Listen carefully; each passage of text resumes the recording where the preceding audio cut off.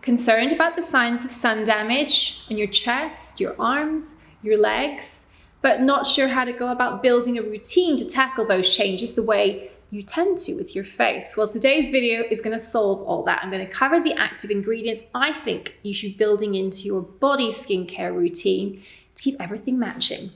We all know the signs of sun damage that suggest that you've had too much UV exposure. We're talking loss of firmness, we're talking about sagging, loss of elasticity, we're talking about changes in skin tone, loss of radiance, maybe the appearance of brown spots, and broken capillaries, all signs that UVA has impacted the skin.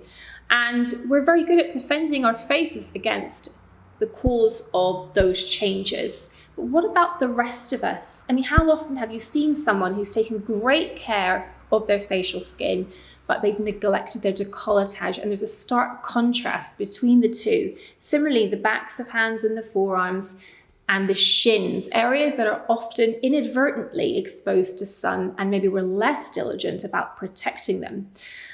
Well, to embark on a whole anti-aging routine for the body might seem like a bit of a mission, given how much confusion there is around facial anti-aging skincare. But today I just thought I would throw the light on a few ingredients that it struck me might be worthwhile introducing into an everyday routine to help keep those body parts fresh and youthful and something we want to show off. So let's think about what qualities we would like from ingredients that will have those benefits on our body skin. So I think firstly, it has to be able to be applied efficiently. We don't want to be layering products onto our body skin. No one's got the time for that. I mean, certainly from a point of view of just simple hydration, I'm lucky if I get moisturizer on my skin once a day. So it has to be easy to do, and it has to come in a format that's compatible with absorbing in quickly and then being able to get dressed. The next thing is it needs to be active without being irritating. No one wants to be dealing with the irritancy that you might see in the early days of retinoid use on the body, given that we want to be able to use a body product or a body treatment on large expanses. So let's have that be effective, but not irritating. And then let's be practical, it should be affordable, and it should really come in one product. As I say, layering is a bit of a nightmare. Let's not have to go to that effort. And we want something that we can use generously all over our body without breaking the bank.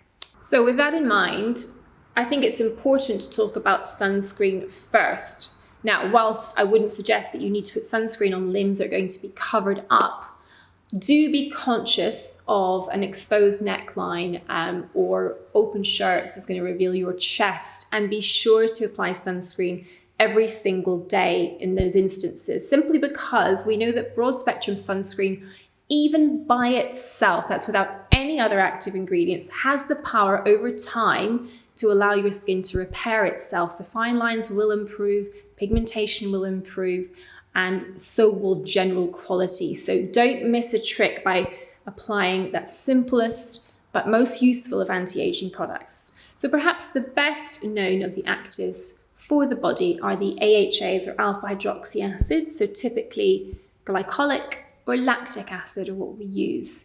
And they're excellent for improving skin texture. So improving the smoothness, the tactile qualities of your skin. And they'll additionally offer some benefits as humectants, which will improve skin hydration. And they may give some benefits in terms of improving pigmentation, as they encourage the exfoliation of skin cells that contain melanin. So post-acne, for instance, they will speed up the resolution of the dark marks. But beyond that, their effect is fairly limited because they act outside the cells. Unlike, for example, retinoids, which have an intracellular action, can actually improve the way skin physiology takes place. So I think they have something to offer. They're easy, they tend not to be too irritating, but they may not deliver a truly profound impact on skin quality.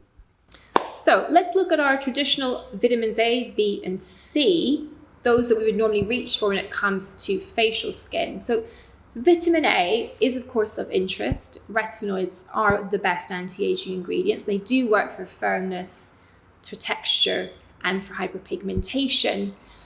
But in order to put a retinoid into a body product, you have to use very low percentages. For example, the Paula's Choice 0.1% body retinol treatment.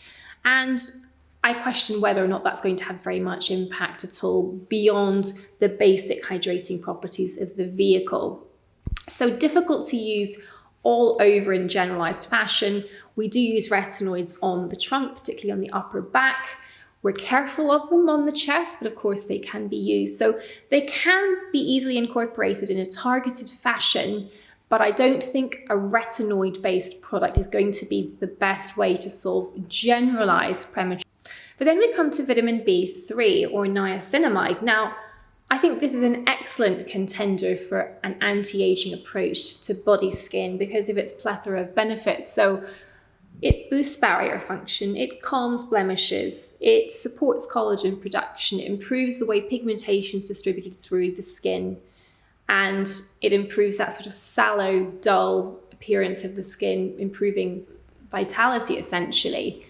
And it's easy to get into a body product at a high enough percentage to actually deliver clinical benefits, and it's non-irritating. So I think niacinamide is certainly one of the best things you can think about building into your skincare routine that's easy, doesn't irritate, but has the potential for a major change in the way the skin looks.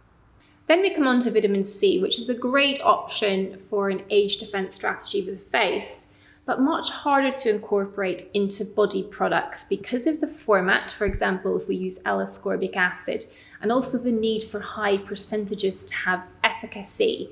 So a complicated one, largely due to adequate percentages and the way that the ingredients are packaged.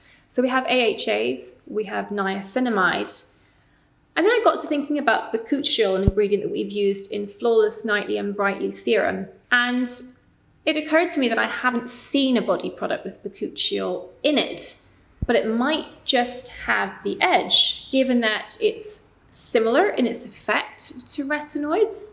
It's less irritating, it doesn't photosensitize, and it can easily be incorporated into a body product to deliver improvements in pigmentation, improvements in firmness and texture, and it also helps calm down blemish-prone skin, so great to be used on the chest and the back. So how would you do that? Well, I think that would involve something like a bakuchiol serum that you added to your basic moisturizer. And I think you could happily use from 0.5% up to 1 or even 2%. And those are widely available now. And I think that would be a really good option for improving those different facets that we associate with sun damage. And the good news is there are many different products now available with bakuchiol in them, everything from 0.5 to 2%. And I think that's a very easy ingredient to add into an existing body moisturizer to amp up its potential for skin transformation. What's also good news is that AHAs, niacinamide, bakuchiol all tend to partner well with other active ingredients. So there's really little to worry about in terms of compatibility. So I think that winter is a great time to think about building these sorts of ingredients into your skincare routine because we're that bit more focused on maintaining a healthy barrier. So we're thinking about what we cleanse with, we're making sure to moisturize to avoid dry patches and winter itch. So how much better if we can actually up the ante and do a little bit of repair work using active ingredients that our skin tolerates really well.